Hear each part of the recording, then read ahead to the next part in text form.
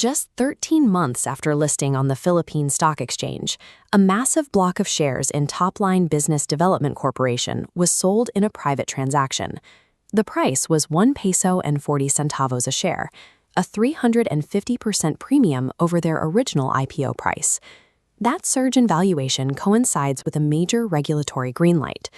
The Securities and Exchange Commission just authorized Line to issue up to 1.5 billion pesos in a follow-on preferred shares offering. For retail investors, the immediate draw is the yield. These preferred shares are structured to pay a fixed dividend rate, reaching as high as 9.5981% every single year. The combination of a massive stock premium and a high dividend yield has turned this company into a significant outlier in the local market.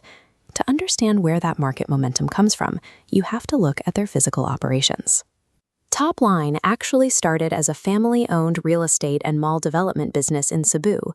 In 2017, they executed a pivot away from property and into liquid fuels and maritime bunkering. The stock's momentum is a reflection of what's happening on the ground, a rapid, multi-island expansion of the company's physical fuel network across the Visayas. Line's revenues climbed 24%. Line recently signed a sublease for a 30 million-liter depot facility in Cebu. Rather than spending years building new tanks, they are taking over existing infrastructure to scale up immediately. That single transaction increases Line's total consolidated storage capacity by 300%, jumping from 10 million liters up to 40 million liters. The final piece of the integration is the retail side. Through their subsidiary, Light Fuels Corporation, the company went on an acquisition spree, buying out existing service stations to secure a 50-station footprint across the Visayas.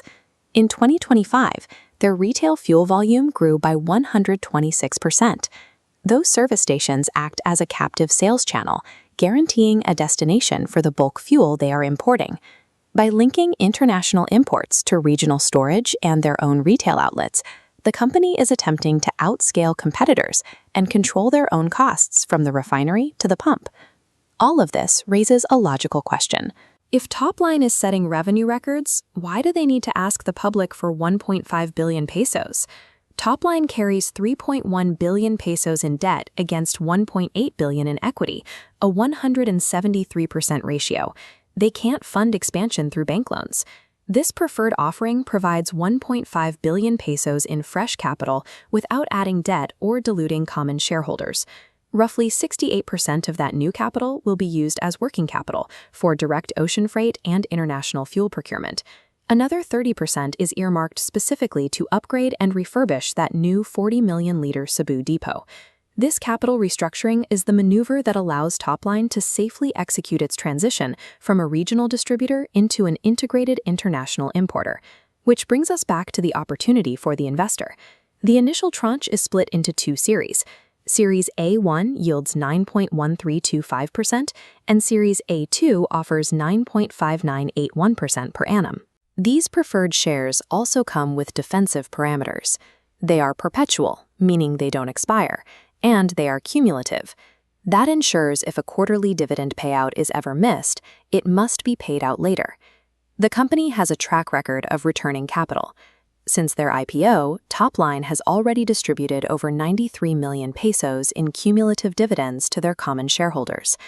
Does Line's transition into an integrated Visayas energy supplier justify locking in your capital? We want to hear from you. Is the ultimate 9.5% dividend play of 2026? Let us know what you think in the comments.